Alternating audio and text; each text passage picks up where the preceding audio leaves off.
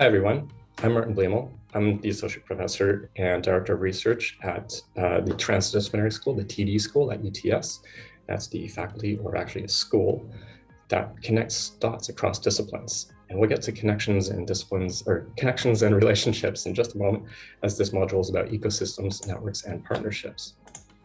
Now, if you've completed the module around accelerators, you'll remember this diagram here, where accelerators aren't just a linear process where you come in, get training, walk out. It's actually, there's a system inside the system around you. And even this sits inside the municipal or the regional or even the national level ecosystem. So we'll come back to this notion of what a system is and how they're networked and nested in just a moment. So one thing is to note if you've completed the funding module too, you'll see these really skewed power law distributions where of everything that happens, of all the activity that happens, some things do really well and stand out in terms of the performance, and other things do okay, and a huge number of things kind of trickle along. So that's called a scale-free or power law distribution. So you'll see these in venture capital portfolios. You'll see these in terms of the products within a startup. You might see these of the VCs in the entire VC industry, that there are a couple breakout ones and some do okay and the other ones linger. And also geographic concentration, where some high value entrepreneurship, Silicon Valley is kind of the well-known example here, that it's really concentrated in a small geographic area. Now this happens because of the system's properties, because of the system's dynamics. So this has feedback loops. There's resource recycling, where something happens and then eventually it feeds resources back into the system in a different format. And because, as I visualized in the previous slide, in the networked and nested structure of systems. So it's quite fractal-like, where there's a system and a system and a system, and systems are networked at a lower level. And all of this generates these nonlinear outcomes, or power law outcomes, rather. There's been a lot of research on ecosystems, what they are. A lot of it goes back years and years and years and years. And if there's one common conclusion across all of it, is that it takes decades to develop an ecosystem from scratch. And what most of this research talks about is usually at the city level or larger. So keep that in mind. That's, there's the quip that, you take a technology, combine liberal amounts of technology, entrepreneurs, capital, and sunshine. And this is about Silicon Valley, obviously, with the Intel founder at a university, and just stir it up. Like, okay, we think we know what the ingredients are for that context, but that's not always the silver bullet solution. But it still recognizes behind that quip that it takes a decade.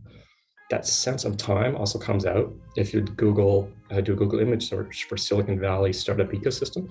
This is one of the first images that comes up, and it provides a really nice visualization that you can very quickly generate activity at the local level, where you've got an idea, you're spinning it up, you're trying to get, using the lean startup methodology to try and get some early traction, some feedback, maybe even some revenues. And then over time, you're scaling up the company. To grow a company takes many, many years. And as that company grows, people come in and go through that, and then they take their experience, their networks, their relationships with them. They might have some equity in the company, they might cash out on that, and then they take that money and fund it into the next generation of startups. So you can see, for this entire cycle to play out, could easily take 10 years. So it shows neatly how, at least it shows the temporal effects quite nicely, and how long it takes to go through the cycle, a good 10 years or so. Doesn't quite get at the network stuff. It's really hard to visualize this system that's all in one diagram. Here's another diagram that's a bit more abstract. Again, getting back to the notion that we think we know what the ingredients are. There's governance, there's culture, there's community, there's the raw resources, there's the infrastructure.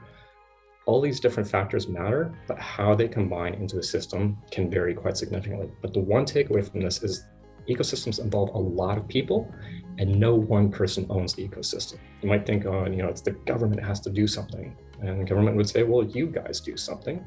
Or the investing community does something. So there are many different people in here. No one person owns the ecosystem, not the government, not the entrepreneurs, not the investors, not the people who own the physical facility, not the universities. Everyone owns it. Everyone has kind of a shared responsibility. You get out what you put in when you develop an ecosystem. And ecosystems, everyone thinks in biological ecosystem, for example, you often think about the Amazon rainforest or the Great Barrier Reef. Ecosystems can exist in deserts as well. So these conceptual frameworks actually apply quite nicely across a broad range of ecosystems, right down to your local community, your neighborhood, or remote communities. So don't necessarily be, if you think about ecosystem, you don't have to think at the Silicon Valley scale. You can think at a much smaller scale as well too, but the same factors apply. Now, if there's one takeaway for entrepreneurs here, is that it's for you to be part of the ecosystem and try and be right at the center of the ecosystem. And that then brings out the notion of like, what does it mean to be at the center of the ecosystem? So if you want to be at the center of the ecosystem where there's more opportunities, more ideas flowing around, the next step is to also be part of the ecosystem and contribute to its development. So the more you get known in the ecosystem as being an ecosystem developer, the more people will come to you for those connections and share ideas with you. And tackling that at the city level is too big. Start within a sector or within a community or within an incubator. So it's a bit like the innovator's dilemma. Rather than targeting the mass market, you target a niche market within a niche, and then go try and scale up from one niche at a time, one sector, one city at a time. Here's the question though: where is the center? So this is where we transition more to network metrics. So we're the center of an ecosystem. Some would say, okay, geographically, here's where it is, or sociologically, it's at these events, these regular monthly meetups. But there isn't necessarily always a center. But in many ways, we can use social network analysis. So way back in the day, I took the data underlying this poster. This is a poster of about 40 years of the genealogy of startups in Vancouver, British Columbia, and a map of the entire BC tech ecosystem and its evolution over 40 years. And it looks like an explosion of activity and lots of lines across them into drawing it as a diagram. But if I took the raw data and look at it as a network, that's this other diagram here. You see some companies generated a whole variety of startups, and other ones are just kind of more isolated dots. So this would suggest that some of those bigger companies, particularly the older telco and telecommunications company and satellite technologies, and the universities actually spun off a lot of companies. So that indicates that's probably where there's a lot of activity. If you want to meet some entrepreneurial people, get to know the ones who have come out of that system, who've generated those spin-off companies. Now, just being at the center of that diagram is one way to measure center. So there are two common network measures for centrality. One is simply that you have the most connections. Whoever has more connections is more central to that network. Now that works for networks that are relatively sparse, where everyone isn't necessarily connected. But say in this cluster here, where everyone is interconnected, it's kind of a hive mind. It's kind of an echo chamber, a niche. If everyone shares that same information, you don't really benefit from being the most central person in this community. This is where the other metric of centrality comes in, is called eigenvector centrality. Is you're the person with the most powerful other connections. So in this case, I've renamed it to Robbie.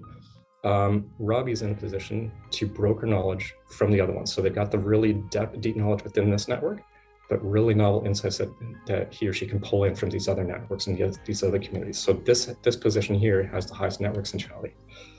So this actually comes back to that first slide on accelerators, that you can operate within one network or within a broader network and be the most central eigenvector central person within the broader network. Some of that comes, I'll get to that in a second. So the next bit is, okay, that's a structural view of networks. Now let's look at the relational view. Not all relationships are equal. You might have noticed some of the lines in that diagram, some were solid and some were dashed. Solid ones denoted strong ties, ones that are very trust-based, enduring, there's quite quick flow of information, and that are quite resilient as well, and usually have higher flows of information, high flows of resources.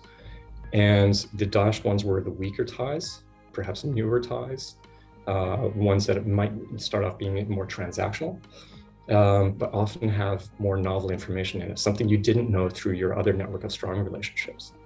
So there are different advantages to having different relationships. The weaker ties tend to provide a more short-term advantage of novel information until somebody else makes that same connection.